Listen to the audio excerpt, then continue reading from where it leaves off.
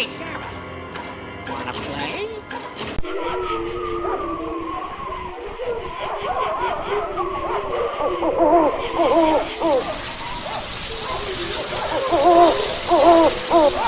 Hey guys, welcome back to Gimme Goosebumps.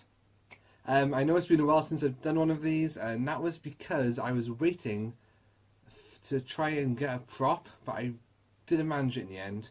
Because the book we're looking at is Night of the Living Dummy. This is book 7 in the Goosebumps series, and of course it stars Slappy, which is one of R.L Stine's most popular antagonists, and of course being the most popular antagonist is also the most popular book series within Goosebumps. It's definitely one of mine, I gotta say that. No, what I was hoping to do was to buy a Slappy ventriloquist dummy off eBay. Certain retailers were selling them during the time that the Goosebumps film came out, and they were going between like £30 to £50, and I should have bought one there and then, but I didn't. I thought, oh, there'd be plenty, I'll wait until I actually come to this book and do it then. But no, I should have bought one because they all went out of stock, and the ones you now see on eBay, people are selling them for ridiculous prices, between £100 to £300 odd pounds, and I'm not paying that just for one episode of Gimme Goosebumps, which is a shame because I really wanted to use a ventriloquist dummy here. Maybe in the future, we don't know, but I can't stand people who do that, who like buy them all up and then sell them on eBay for like double, triple, quadruple the price. No, seriously, not cool. I hope Slappy haunts you in your sleep. Anyway, speaking of Slappy, let's read the synopsis of Night of the Living Dummy, because there's something very interesting about this book that you might not realise. So Lindy can't get over finding a ventriloquist dummy in her neighbourhood skip. Cool! Lindy names him Slappy. She's going to learn how to make Slappy move and talk. Her twin sister Chris will be so jealous. Then Chris gets a dummy of her own, and that's when all the trouble starts. Weird things start to happen. Nasty things.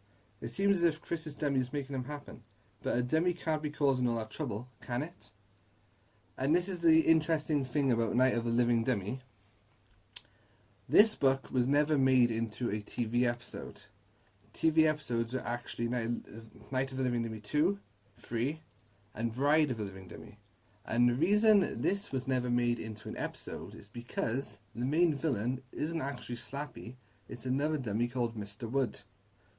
Would you believe it? Boom! Yeah, so basically Lindy finds Slappy in a dumpster, takes him home, starts doing performances with him, it's all going great. Then her twin sister gets bought a ventriloquist dummy by her father, Mr. Wood, which turns out to not be such a nice dummy after all. And that's when weird things start happening, and yeah, so people, you might know this if you've read the books. I couldn't remember it until I read up on this. That yeah, Slappy's not actually alive or doesn't make his presence known until the very last page. And of course, if you're a fan of Night of the Living Dummy, you'll know there's a certain phrase you have to say in order to make the dummy alive. So what happens is Chris finds the card with the writing on in Mr. Wood's pocket, which is on page 81, I'll have you know. And then she says these words: Carew, Marie, O'Donnell, Loma, Malono, Carano. Basically, that's Latin, I think it's Latin, for you and I are now one, which then brings the dummy to life. And I think the idea behind it is it's possessed by an evil spirit. And, possessed by an evil spirit. And I believe, in Slappy's case at least, he was made from coffin wood. And I'm not sure if the spirit is a criminal who got hanged for a crime in the past, or maybe murder or something like that, and he comes back for revenge and of course possesses a dummy. And we all know how freaky dummies can be. This is the book.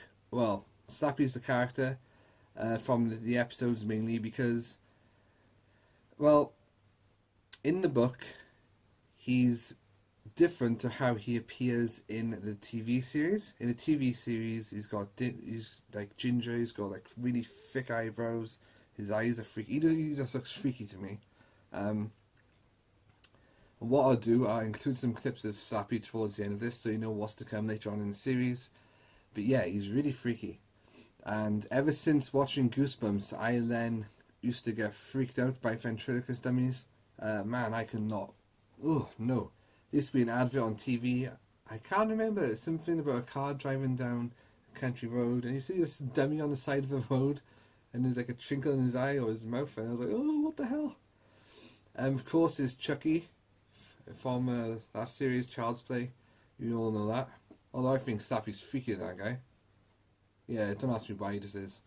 And of course, there's a dummy in a what's it called? Twilight Zone episode. Called The Dummy, I think. There's one in Buffy the Vampire Slayer, I believe. So yeah, anything containing dummies, at least when I was a teenager, used to freak me out quite a bit. I was like, no. All because of Goosebumps. Slappy. Although that, there might be Mr. Wood. Like, the Slappy described in the Goosebumps actual books is the one you see in the TV movie. The TV movie? Yeah, the film. So yeah, guys. Mr. Wood only survives for one book. At the end, he meets his demise, and that's when, on the last page, Slappy makes his presence well known. Here we go. Start again. As she leaned over the chair to grab the window frame, Slappy reached up and grabbed her arm. Hey, slave, has that other guy gone? The dummy asked in a throaty growl. I thought he'd never leave. I can't do throaty growls, so I apologise for that. And of course, then, the end of the book is what begins Night of the Living Dummy 2, Night of the Living Dummy 3, all featuring Slappy. You know? So, they could have gone with Mr. Wood, but they carried on with Slappy. Interesting fact, R.L Stine said Slappy was based upon Pinocchio, but a puppet that comes to life. Yeah, I can see that similarity, but I'm sure Pinocchio was much nicer than Slappy was. So guys, unfortunately there's not many clips of an episode to show you, but I will show you some clips now of future Slappy to come. Oh wow, he's great! Slappy? It's nice to meet you too, Amy.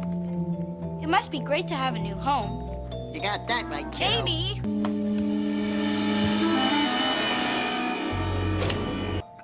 So, what did you think of Dad's song?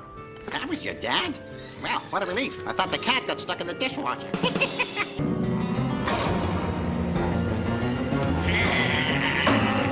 Ain't nice of you to dump me in the sewer like that. What do you want? Don't you get it yet? You can't get rid of me. What are you talking about? Don't you remember, Amy? You spoke the words. Peru, Marie, Odanaloma. Molyneux Carano? Then again, maybe we'll skip the Night of the Living Dummy books.